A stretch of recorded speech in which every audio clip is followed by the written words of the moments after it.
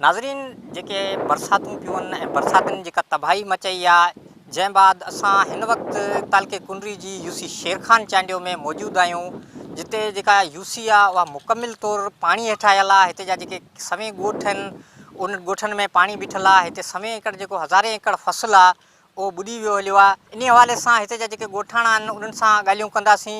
सब खतर हे लगा पिया किरी आहिनि सभु बनियूं ॿुॾी वञूं बाजर ही को चा बसि दालटा ही बसर हो सभु ॿुॾी हलियो घर पे किरिया पिया आहिनि। हाणे असीं बि क़रीब हाणे टप खणण वारा आहियूं घर में। को माण्हू ई कोन्हे अहिड़ो, हुकूमत को अहिड़ो माण्हू आयो कोन्हे असांजी हमदर्दी कराए। जंहिंखे चऊं था उहो चए थो बसि बाबा कुझु कोन्हे। हाणे पाणी मां ॿार बचा कढणु ॾाढा ॾुखिया थी पिया आहियूं। असांजा फसल ॿुॾी विया, असांजा डाल्टा वाल्टा हर शइ ॿुॾी वई आहे। उन खे महिरबानी करे असांखे रोड घसो मटण लाइ को सवारी का खपे। ऐं असांजा घर हुआ उहे कचा किरी हलिया, पकनि घरनि जे पाणी पासे ते अची चुको आहे।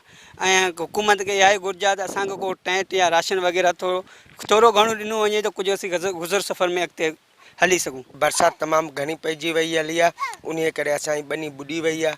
जंहिंमें फुटी आहे असांजा, ईअं डाल्टा पोखियल हुई, मेहो पोखियल हो, ईअं ॿियो बाजर पोखियल हुई, बिल्कुलु ॿुॾी वई आहे।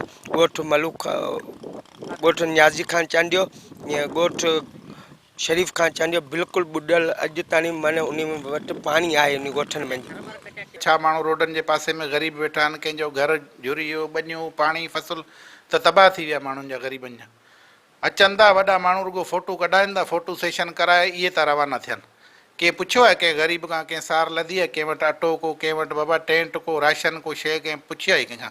जी अवां इन्हनि जूं ॻाल्हियूं ॿुधियूं। हीउ जेको यूसी शेरखान चांडियो आहे इन में जेके बरसाति जेके तबाहकारियूं मचायूं आहिनि ऐं हिते जे जेके ॻोठाणा आहिनि उन्हनि जा जेके ॾुख ऐं दर्द आहे उहे अव्हांखे ॿुधायासीं। ऐं हिन वक़्तु असां जेको मौजूदु आहियूं यूसी शेरखान चांडियो खे लॻंदड़ जेको मुख्य रोड आहे उन जी बि सूरत हाल अवां ॾिठी जेका मुकमिल तौर ते टुटल आहे। उन दौरान हिते जे रहाकुनि खे जेको आहे का बि सहूलियत अञा ताईं न मुहैया कई वई आहे, न ई को टेंट मिली सघियो आहे, न हिते जे रहाकुनि खे राशन मिली सघियो आहे। हिते जा फ़सुल ॻोठ जेके आहिनि अञा ताईं पाणी हेठि आयल आहिनि। उन जे लाइ जेके वाॻियल इख़्तियार आहिनि उन्हनि खे घुरिजे त फौरी तौर ते हंगामी बुनियादनि ते हिते जे जेके ॻोठाणा आहिनि उन्हनि खे सहूलियतूं फ़राहम करे हिते जे जेके मुतासिर माण्हू आहिनि उन्हनि जे जेके ॾुख ऐं दर्द आहिनि उन्हनि में घटिताई कई वञे। कैमरा टीम सां गॾु Bambu Khan Chandio, time news, Nabisar road.